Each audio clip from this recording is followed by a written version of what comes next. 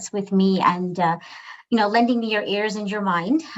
Please use the chat to engage and ask any questions. We'd love to hear your thoughts.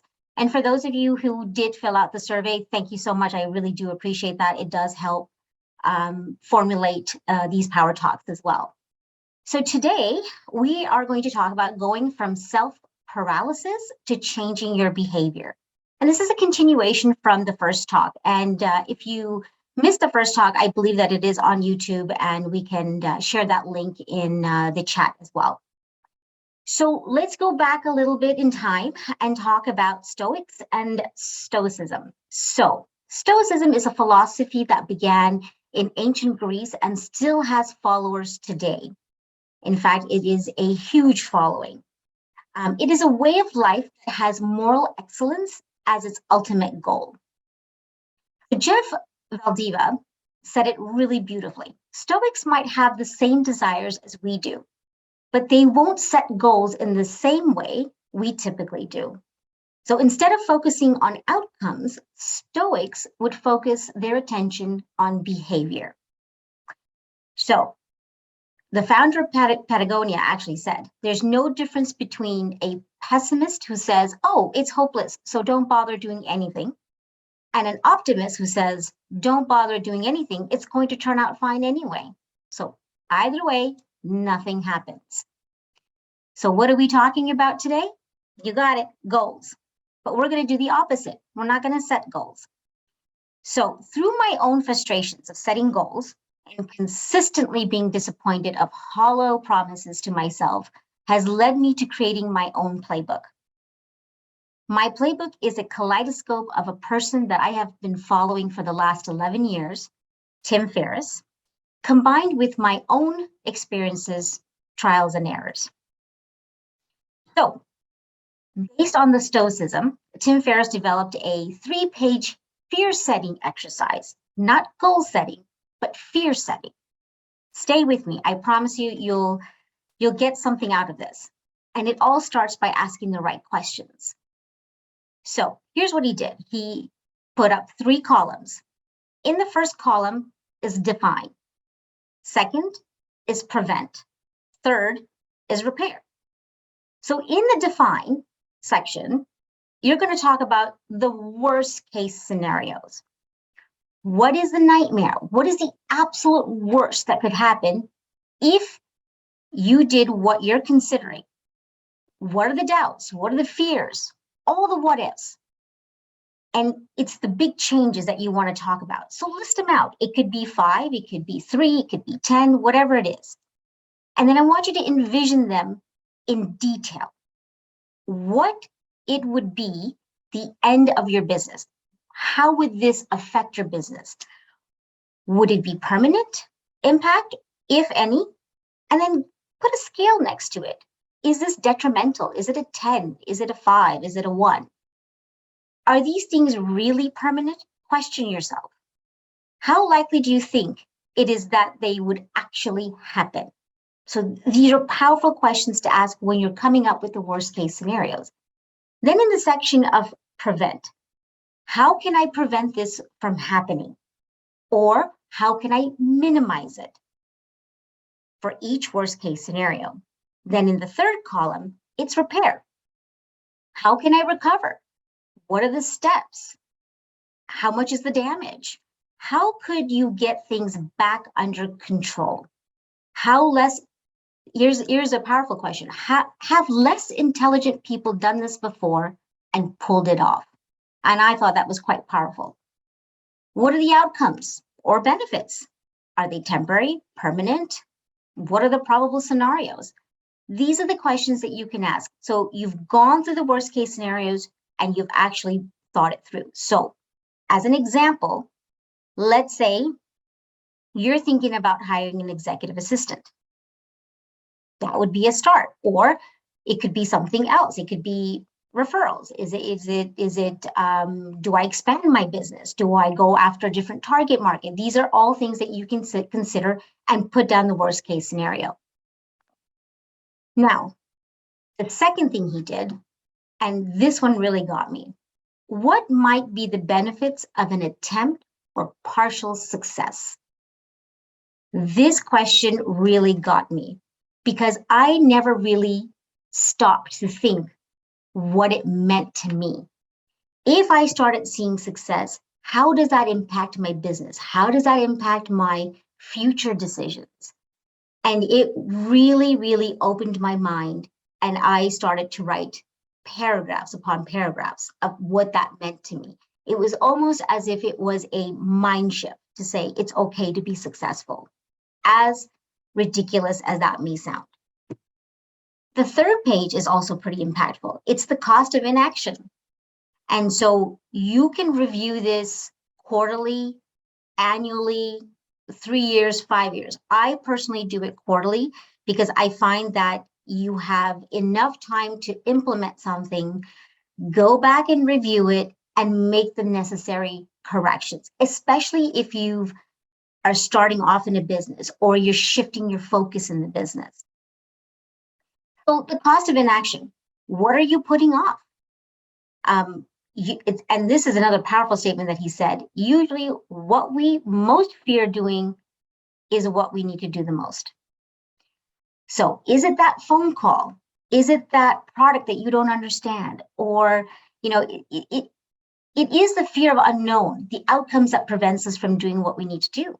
Define that worst case scenario, accept it, and then do something about it.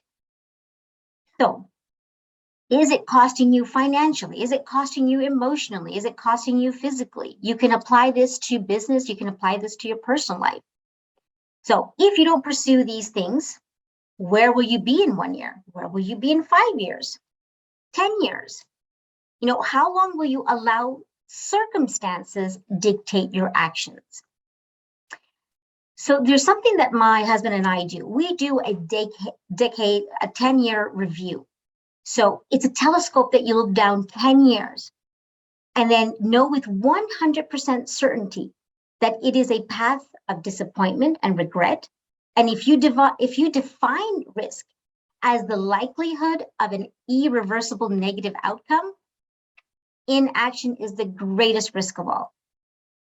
So doing these reviews is not only imperative, but is also a bird's eye view on what you need to change. So this particular exercise, these 3 pages, literally changed my behavior and how I looked at goals and how I don't set them anymore. I go through this process, but there was something missing and I needed an extra layer. So this is what I do after I've done these 3 things. The first thing I put down is seek opportunity. So what that means to me is, are there gaps in your business that you're not tapping into? Is it referrals? Is it marketing? Is it touch points with your clients? Are you staying in touch with them for the right reasons, whether it's birthdays or service or review? Is it building trust with your clients? Is it cross-selling? So there's a lot of gaps in your business that you can probably go into and look and say, this is the opportunity that I'm missing. So that's what I did. The second thing I did was, why are we going there? Why is this important for my business? Then I answer the question, where are we going with this? Where is this going to lead us? How is it going to take it? How much dedication and time do I need to put in this to know where I'm going? Who's going with me? If you have staff or you're thinking about hiring executive assistants or hiring other salespeople, who am I going to take with me? Are you creating that customer service language that is unique to your own business? Is it the community at large? Is membership with Advocis? Is there somebody that you can go and maybe tap into their wisdom and their knowledge? Then the last one is, how are we getting there? This is the action part of what are the steps are we going to take to get where we want to go and what that goal is. Then go back, review, and see if you've done this for every major goal. I try not to do more than 3 because then I feel overwhelmed and I can't accomplish things. So that's me. So take these goal settings or fear settings and change it to the way you think that it works best for the way you work. You can take bits and pieces of it and design your own fear setting or goal setting. So the main focus of this is to how to change your behavior so that you don't have empty promises for yourself and that you have concrete, successes and outcomes that you can measure. This provided me the backbone, the support of committing to a new behavior. And without adding this, I realized that there was a piece missing. And the reason why this works for me is because I actually stopped doing it. And when I stopped doing it, I realized I needed to have this in place because I felt lost.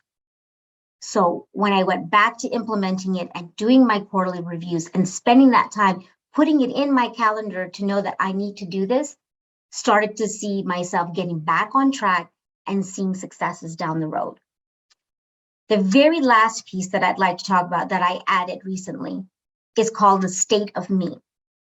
So this was the last piece that I needed to implement so that I had a full-blown goal setting for myself. The state of me means once you've done these exercises, I wrote down, let's say for 2022, at the end of 2021, I wrote down the state of me 2022.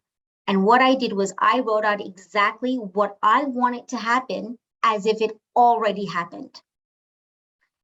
And I can tell you with confidence that when I went back and read this, I've done this for 3 years now, 3 to 4 years. I would have to tell you about 60% of what I wrote came true. So is it all going to come to 100%? No. But what it does is that it sets your mindset to know that this is what I want and I'm going to work hard towards getting that. So for me, this is how it works. You can leave a few pieces out that doesn't work for you, and you can add other things that do work for you. And the reason why I say that is because we all have different personality traits. We have different strengths and we have different weaknesses. And I'm very happy to say that based on the first talk that I did, we have talked to Discovery Insights, and we are bringing this personality test to our Advocis members. And we are very excited about bringing this. So details will come soon, and we'll let you know how the program works. But it is an incredibly important piece of information, especially for independent financial advisors, to understand where their strengths are, where their weaknesses are, and where their blind spots are. And I added all these extra things to help me with my blind spots, especially the opportunity part of it. So I want to leave you with 2 quotes. And one is from the Seneca the Younger, which is Stoicism. We suffer more often in imagination than in reality. And the last quote is from Jersey. Easy choices, hard life. Hard choices, easy life. So I hope this was useful in practical tools for you. Please leave your comments in the chat. We have about a minute if anybody wants to jump in and say a few things or have any questions.